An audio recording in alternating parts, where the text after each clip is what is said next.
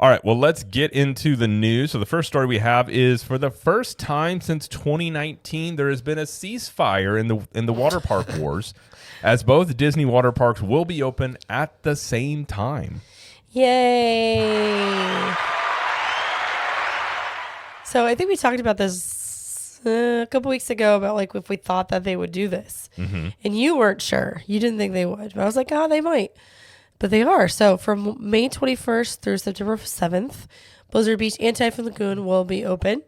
Blizzard Beach is actually going to close from May 1st to May 20th because it's currently open right now. And they're doing their 30th anniversary thing all this month. But it's going to close for 3 weeks and then reopen on May 21st.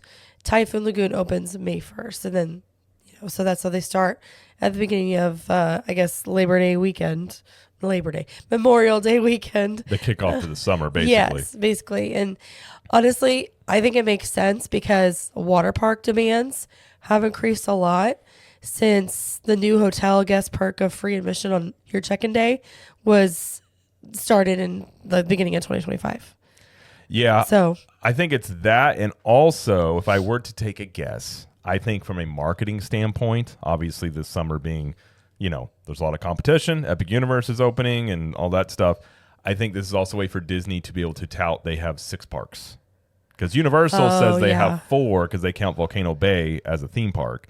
And so Disney can now say they have 6 because they've kind of lately in their marketing material been listing off the sheer amount of resorts and restaurants and all the things that they have on property, which I don't recall them ever doing before. So this would just be another thing that they could tout as having more. Remember, we got 6 of them, guys. Right. So I think it could be part of that. But I do agree. Like, I wasn't really sure how the free water park entry would go with the hotel perk. Because, again, it's only on the day you check in. Right. And I didn't know how many people would know about it. But it does seem like, obviously it's just from hearsay. But a lot of people said the water parks are a lot busier than they have been the last few years. And I think partially because of that. And if you think from Disney's perspective, they get in for free. And more than likely people buy stuff while they're in there. So they're making money on that. I'm sure still. Also, too, a lot of people are doing a different kind of trip where instead of staying at the same place through your entire trip, let's say you're staying at Caribbean Beach for 5 nights. On that first night you're there, you may check into a different hotel. Right. So that you maybe not use the water park option that first night.